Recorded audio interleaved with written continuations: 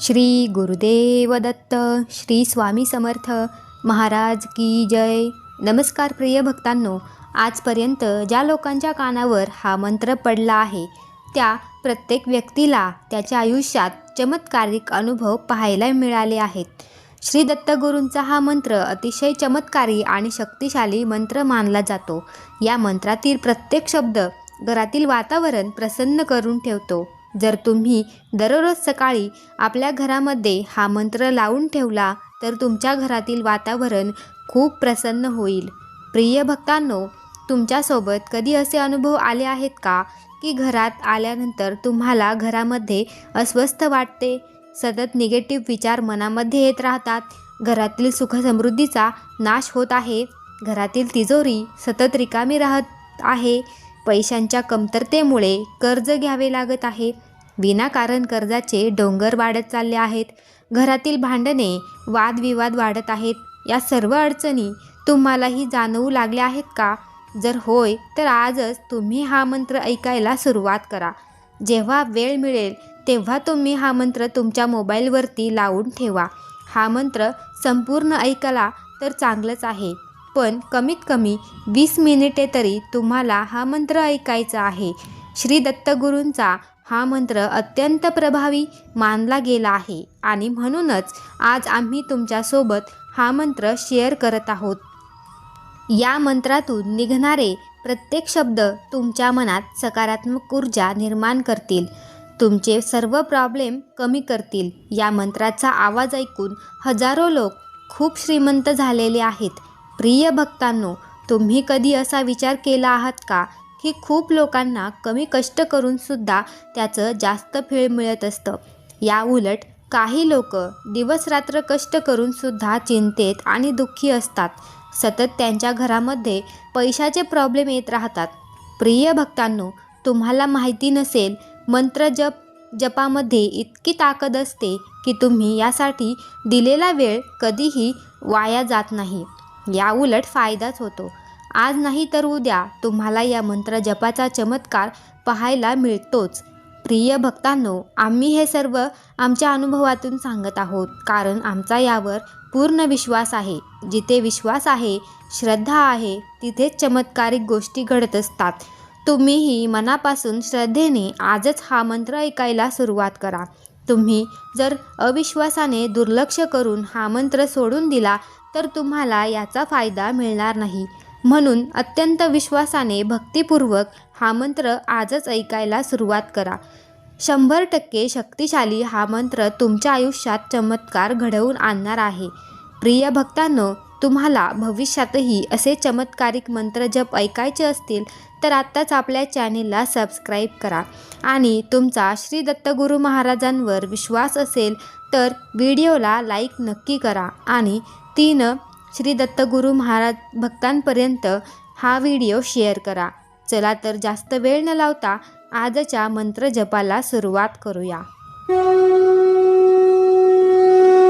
ओम श्री गुरु दत्तात्रय सुख समृद्धी लाभो नमः।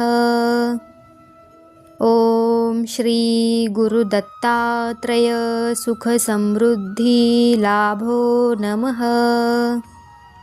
ओम श्री गुरु दत्तात्रय सुख समृद्धी लाभो नमः। ओम श्री गुरु दत्तात्रय सुख समृद्धी लाभो नमः। ओम श्री गुरु दत्तात्रय सुख समृद्धी लाभो नमः। ओम श्री गुरु दत्तात्रय सुख समृद्धी लाभो नमः। ओम श्री गुरु दत्तात्रय सुख समृद्धी लाभो नमः। ओम श्री गुरु दत्तात्रय सुख समृद्धी लाभो नमः। ओम श्री गुरु दत्तात्रय सुख समृद्धी लाभो नमः। ओम श्री गुरु दत्तात्रेय सुख समृद्धी लाभो नमः। ओम श्री गुरु दत्तात्रेय सुख समृद्धी लाभो नमः। ओम श्री गुरु दत्तात्रेय सुख समृद्धी लाभो नमः। ओम श्री गुरु दत्तात्रेय सुख समृद्धी लाभो नमः। ओम श्री गुरु दत्तात्रेय सुख समृद्धी लाभो नमः। ओम श्री गुरु दत्तात्रेय सुख समृद्धी लाभो नमः। ओम श्री गुरु दत्तात्रेय सुख समृद्धी लाभो नमः। ओम श्री गुरु दत्तात्रेय सुख समृद्धी लाभो नमः। ओम श्री गुरु दत्तात्रेय सुख समृद्धी लाभो नमः। ओम श्री गुरु दत्तात्रेय सुख समृद्धी लाभो नमः। ओम श्री गुरु दत्तात्रेय सुख समृद्धी लाभो नमः। ओम श्री गुरु दत्तात्रेय सुख समृद्धी लाभो नमः। ओम श्री गुरु दत्तात्रेय सुख समृद्धी लाभो नमः। ओम श्री गुरु दत्तात्रेय सुख समृद्धी लाभो नमः। ओम श्री गुरु दत्तात्रेय सुख समृद्धी लाभो नमः। ओम श्री गुरु दत्तात्रेय सुख समृद्धी लाभो नमः। ओम श्री गुरु दत्तात्रेय सुख समृद्धी लाभो नमः। ओम श्री गुरु दत्तात्रेय सुख समृद्धी लाभो नमः। ओम श्री गुरु दत्तात्रेय सुख समृद्धी लाभो नमः। ओम श्री गुरु दत्तात्रेय सुख समृद्धी लाभो नमः। ओम श्री गुरु दत्तात्रेय सुख समृद्धी लाभो नमः। ओम श्री गुरु दत्तात्रेय सुख समृद्धी लाभो नमः। ओम श्री गुरु दत्तात्रेय सुख समृद्धी लाभो नमः। ओम श्री गुरु दत्तात्रेय सुख समृद्धी लाभो नमः। ओम श्री गुरु दत्तात्रेय सुख समृद्धी लाभो नमः। ओम श्री गुरु दत्तात्रेय सुख समृद्धी लाभो नमः। ओम श्री गुरु दत्तात्रेय सुख समृद्धी लाभो नमः। ओम श्री गुरु दत्तात्रेय सुख समृद्धी लाभो नमः। ओम श्री गुरु दत्तात्रेय सुख समृद्धी लाभो नमः। ओम श्री गुरु दत्तात्रेय सुख समृद्धी लाभो नमः। ओम श्री गुरु दत्तात्रेय सुख समृद्धी लाभो नमः। ओम श्री गुरु दत्तात्रेय सुख समृद्धी लाभो नमः। ओम श्री गुरु दत्तात्रेय सुख समृद्धी लाभो नमः। ओम श्री गुरु दत्तात्रेय सुख समृद्धी लाभो नमः। ओम श्री गुरु दत्तात्रेय सुख समृद्धी लाभो नमः। ओम श्री गुरु दत्तात्रेय सुख समृद्धी लाभो नमः। ओम श्री गुरु दत्तात्रेय सुख समृद्धी लाभो नमः। ओम श्री गुरु दत्तात्रेय सुख समृद्धी लाभो नमः। ओम श्री गुरु दत्तात्रेय सुख समृद्धी लाभो नमः। ओम श्री गुरु दत्तात्रेय सुख समृद्धी लाभो नमः। ओम श्री गुरु दत्तात्रेय सुख समृद्धी लाभो नमः। ओम श्री गुरु दत्तात्रेय सुख समृद्धी लाभो नमः। ओम श्री गुरु दत्तात्रेय सुख समृद्धी लाभो नमः।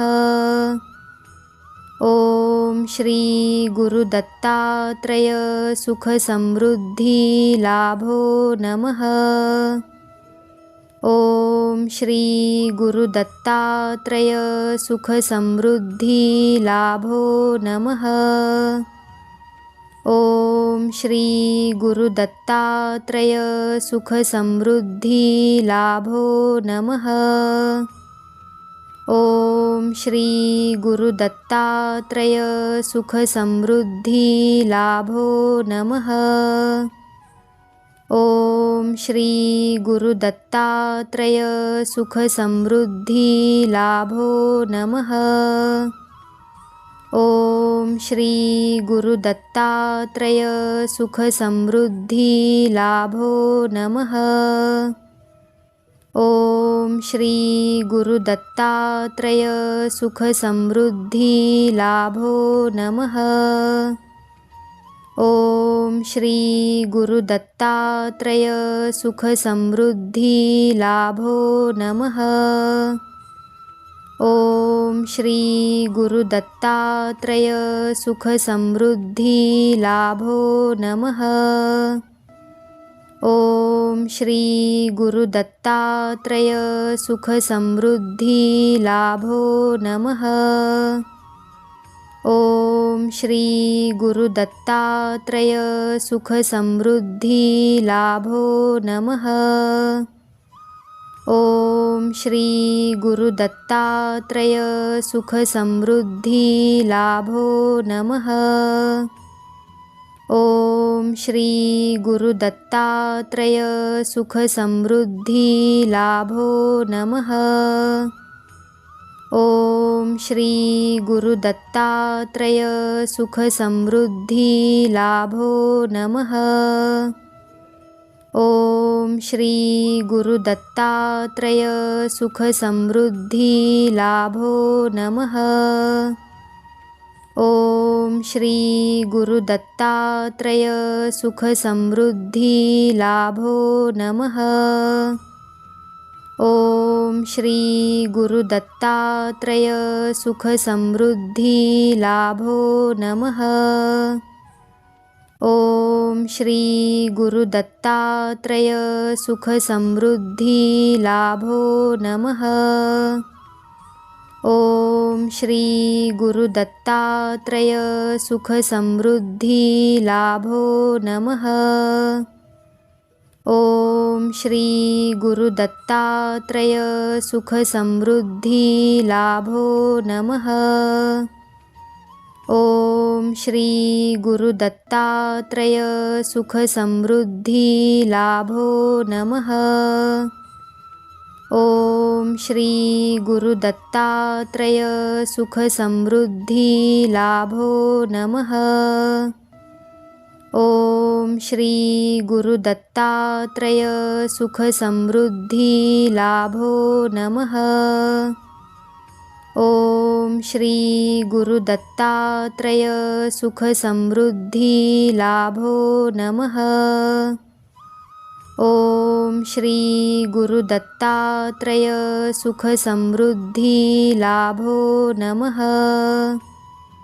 ओम श्री गुरु दत्तात्रेय सुख समृद्धी लाभो नमः। ओम श्री गुरु दत्तात्रेय सुख समृद्धी लाभो नमः। ओम श्री गुरु दत्तात्रेय सुख समृद्धी लाभो नमः। ओम श्री गुरु दत्तात्रेय सुख समृद्धी लाभो नमः। ओम श्री गुरु दत्तात्रेय सुख समृद्धी लाभो नमः। ओम श्री गुरु दत्तात्रेय सुख समृद्धी लाभो नमः। ओम श्री गुरु दत्तात्रेय सुख समृद्धी लाभो नमः। ओम श्री गुरु दत्तात्रेय सुख समृद्धी लाभो नमः। ओम श्री गुरु दत्तात्रेय सुख समृद्धी लाभो नमः। ओम श्री गुरु दत्तात्रेय सुख समृद्धी लाभो नमः। ओम श्री गुरु दत्तात्रेय सुख समृद्धी लाभो नमः। ओम श्री गुरु दत्तात्रेय सुख समृद्धी लाभो नमः। ओम श्री गुरु दत्तात्रेय सुख समृद्धी लाभो नमः। ओम श्री गुरु दत्तात्रेय सुख समृद्धी लाभो नमः। ओम श्री गुरु दत्तात्रेय सुख समृद्धी लाभो नमः। ओम श्री गुरु दत्तात्रेय सुख समृद्धी लाभो नमः। ओम श्री गुरु दत्तात्रेय सुख समृद्धी लाभो नमः। ओम श्री गुरु दत्तात्रेय सुख समृद्धी लाभो नमः। ओम श्री गुरु दत्तात्रेय सुख समृद्धी लाभो नमः। ओम श्री गुरु दत्तात्रेय सुख समृद्धी लाभो नमः। ओम श्री गुरु दत्तात्रेय सुख समृद्धी लाभो नमः। ओम श्री गुरु दत्तात्रेय सुख समृद्धी लाभो नमः। ओम श्री गुरु दत्तात्रेय सुख समृद्धी लाभो नमः। ओम श्री गुरु दत्तात्रेय सुख समृद्धी लाभो नमः। ओम श्री गुरु दत्तात्रेय सुख समृद्धी लाभो नमः। ओम श्री गुरु दत्तात्रेय सुख समृद्धी लाभो नमः। ओम श्री गुरु दत्तात्रेय सुख समृद्धी लाभो नमः। ओम श्री गुरु दत्तात्रेय सुख समृद्धी लाभो नमः। ओम श्री गुरु दत्तात्रेय सुख समृद्धी लाभो नमः। ओम श्री गुरु दत्तात्रेय सुख समृद्धी लाभो नमः। ओम श्री गुरु दत्तात्रेय सुख समृद्धी लाभो नमः। ओम श्री गुरु दत्तात्रेय सुख समृद्धी लाभो नमः। ओम श्री गुरु दत्तात्रेय सुख समृद्धी लाभो नमः। ओम श्री गुरु दत्तात्रेय सुख समृद्धी लाभो नमः। ओम श्री गुरु दत्तात्रेय सुख समृद्धी लाभो नमः। ओम श्री गुरु दत्तात्रेय सुख समृद्धी लाभो नमः। ओम श्री गुरु दत्तात्रेय सुख समृद्धी लाभो नमः। ओम श्री गुरु दत्तात्रेय सुख समृद्धी लाभो नमः।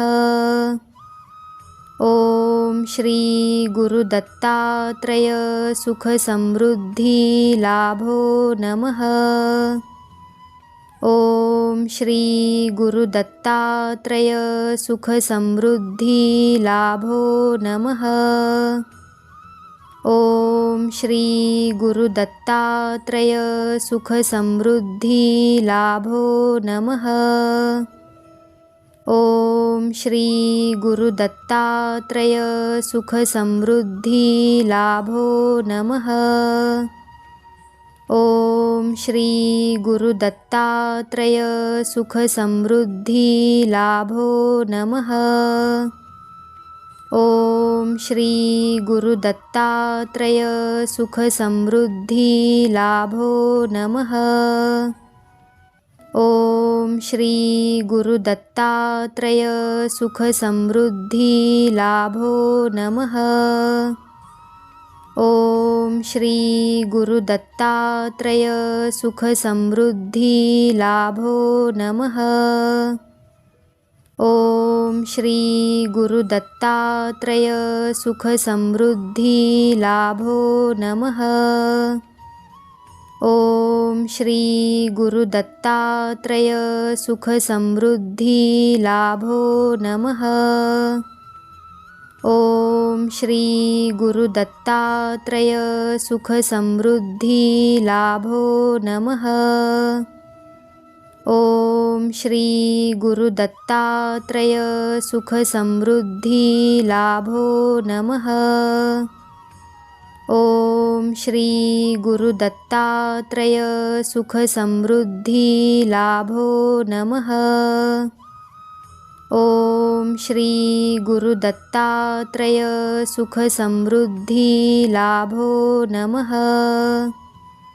ओम श्री गुरु दत्तात्रेय सुख समृद्धी लाभो नमः।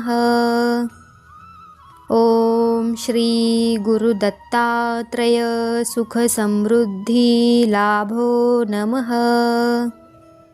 ओम श्री गुरु दत्तात्रेय सुख समृद्धी लाभो नमः। ओम श्री गुरु दत्तात्रेय सुख समृद्धी लाभो नमः। ओम श्री गुरु दत्तात्रेय सुख समृद्धी लाभो नमः। ओम श्री गुरु दत्तात्रेय सुख समृद्धी लाभो नमः। ओम श्री गुरु दत्तात्रेय सुख समृद्धी लाभो नमः। ओम श्री गुरु दत्तात्रेय सुख समृद्धी लाभो नमः। ओम श्री गुरु दत्तात्रेय सुख समृद्धी लाभो नमः। ओम श्री गुरु दत्तात्रेय सुख समृद्धी लाभो नमः। ओम श्री गुरु दत्तात्रेय सुख समृद्धी लाभो नमः। ओम श्री गुरु दत्तात्रेय सुख समृद्धी लाभो नमः। ओम श्री गुरु दत्तात्रेय सुख समृद्धी लाभो नमः। ओम श्री गुरु दत्तात्रेय सुख समृद्धी लाभो नमः। ओम श्री गुरु दत्तात्रेय सुख समृद्धी लाभो नमः। ओम श्री गुरु दत्तात्रेय सुख समृद्धी लाभो नमः। ओम श्री गुरु दत्तात्रेय सुख समृद्धी लाभो नमः। ओम श्री गुरु दत्तात्रेय सुख समृद्धी लाभो नमः। ओम श्री गुरु दत्तात्रेय सुख समृद्धी लाभो नमः। ओम श्री गुरु दत्तात्रेय सुख समृद्धी लाभो नमः।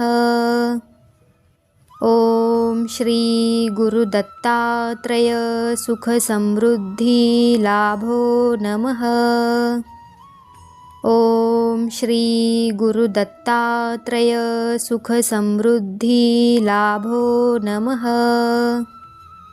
ओम श्री गुरु दत्तात्रेय सुख समृद्धी लाभो नमः। ओम श्री गुरु दत्तात्रेय सुख समृद्धी लाभो नमः। ओम श्री गुरु दत्तात्रेय सुख समृद्धी लाभो नमः। ओम श्री गुरु दत्तात्रेय सुख समृद्धी लाभो नमः। ओम श्री गुरु दत्तात्रेय सुख समृद्धी लाभो नमः। ओम श्री गुरु दत्तात्रेय सुख समृद्धी लाभो नमः।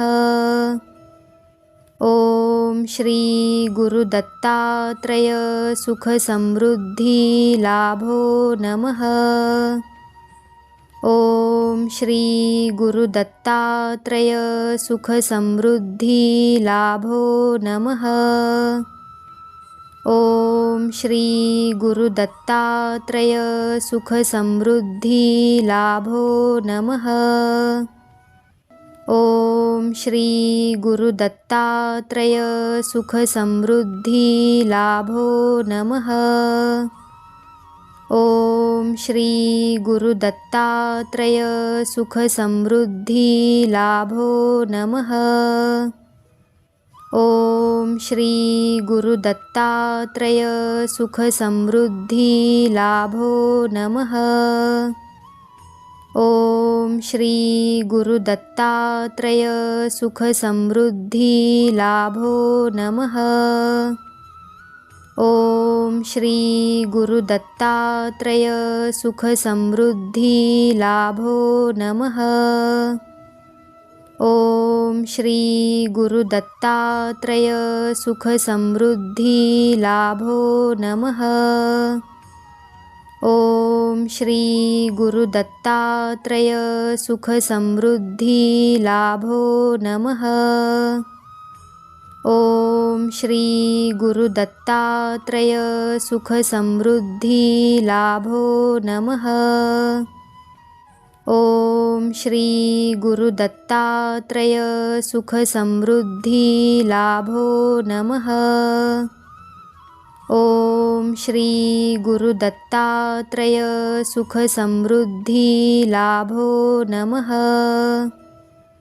ओम श्री गुरु दत्तात्रेय सुख समृद्धी लाभो नमः। ओम श्री गुरु दत्तात्रेय सुख समृद्धी लाभो नमः। ओम श्री गुरु दत्तात्रेय सुख समृद्धी लाभो नमः। ओम श्री गुरु दत्तात्रेय सुख समृद्धी लाभो नमः। ओम श्री गुरु दत्तात्रेय सुख समृद्धी लाभो नमः। ओम श्री गुरु दत्तात्रेय सुख समृद्धी लाभो नमः। ओम श्री गुरु दत्तात्रेय सुख समृद्धी लाभो नमः। ओम श्री गुरु दत्तात्रेय सुख समृद्धी लाभो नमः। ओम श्री गुरु दत्तात्रेय सुख समृद्धी लाभो नमः। ओम श्री गुरु दत्तात्रेय सुख समृद्धी लाभो नमः। ओम श्री गुरु दत्तात्रेय सुख समृद्धी लाभो नमः। ओम श्री गुरु दत्तात्रेय सुख समृद्धी लाभो नमः। ओम श्री गुरु दत्तात्रेय सुख समृद्धी लाभो नमः। ओम श्री गुरु दत्तात्रेय सुख समृद्धी लाभो नमः। ओम श्री गुरु दत्तात्रेय सुख समृद्धी लाभो नमः। ओम श्री गुरु दत्तात्रेय सुख समृद्धी लाभो नमः। ओम श्री गुरु दत्तात्रेय सुख समृद्धी लाभो नमः। ओम श्री गुरु दत्तात्रेय सुख समृद्धी लाभो नमः। ओम श्री गुरु दत्तात्रेय सुख समृद्धी लाभो नमः। ओम श्री गुरु दत्तात्रेय सुख समृद्धी लाभो नमः। ओम श्री गुरु दत्तात्रेय सुख समृद्धी लाभो नमः। ओम श्री गुरु दत्तात्रेय सुख समृद्धी लाभो नमः। ओम श्री गुरु दत्तात्रेय सुख समृद्धी लाभो नमः। ओम श्री गुरु दत्तात्रेय सुख समृद्धी लाभो नमः। ओम श्री गुरु दत्तात्रेय सुख समृद्धी लाभो नमः। ओम श्री गुरु दत्तात्रेय सुख समृद्धी लाभो नमः। ओम श्री गुरु दत्तात्रेय सुख समृद्धी लाभो नमः। ओम श्री गुरु दत्तात्रेय सुख समृद्धी लाभो नमः। ओम श्री गुरु दत्तात्रेय सुख समृद्धी लाभो नमः। ओम श्री गुरु दत्तात्रेय सुख समृद्धी लाभो नमः। ओम श्री गुरु दत्तात्रेय सुख समृद्धी लाभो नमः। ओम श्री गुरु दत्तात्रेय सुख समृद्धी लाभो नमः। ओम श्री गुरु दत्तात्रेय सुख समृद्धी लाभो नमः। ओम श्री गुरु दत्तात्रेय सुख समृद्धी लाभो नमः। ओम श्री गुरु दत्तात्रेय सुख समृद्धी लाभो नमः। ओम श्री गुरु दत्तात्रेय सुख समृद्धी लाभो नमः। ओम श्री गुरु दत्तात्रेय सुख समृद्धी लाभो नमः। ओम श्री गुरु दत्तात्रेय सुख समृद्धी लाभो नमः। ओम श्री गुरु दत्तात्रेय सुख समृद्धी लाभो नमः। ओम श्री गुरु दत्तात्रेय सुख समृद्धी लाभो नमः।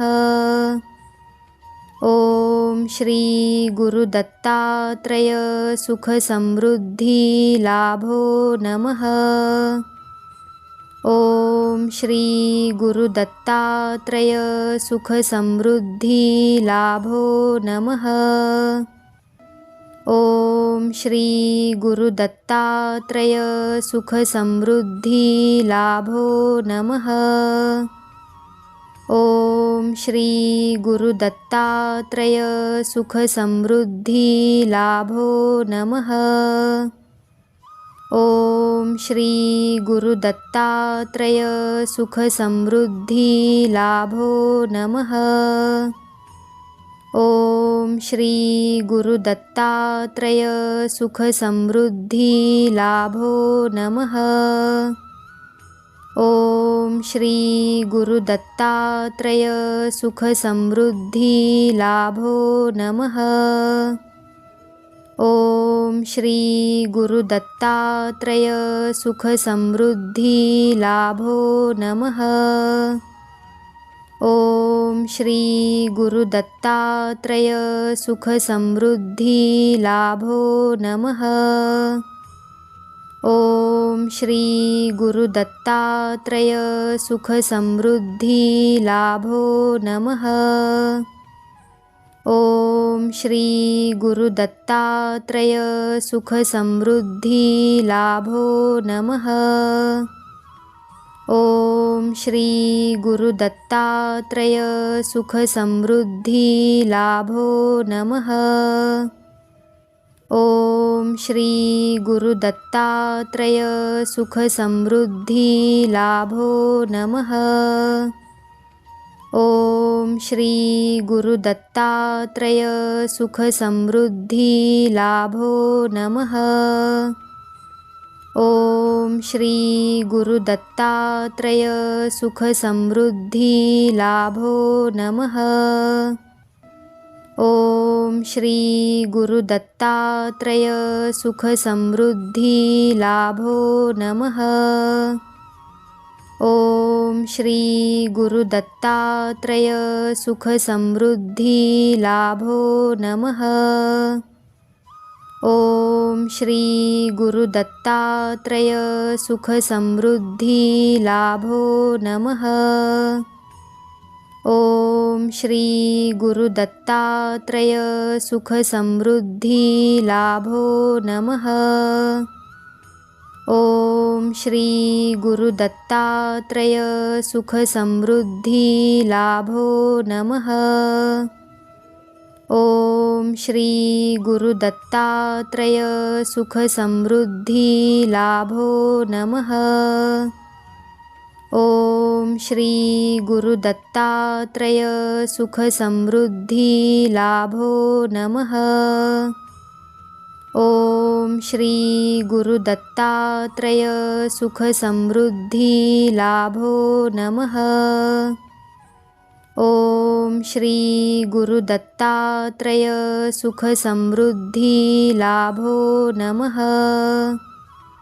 ओम श्री गुरु दत्तात्रेय सुख समृद्धी लाभो नमः।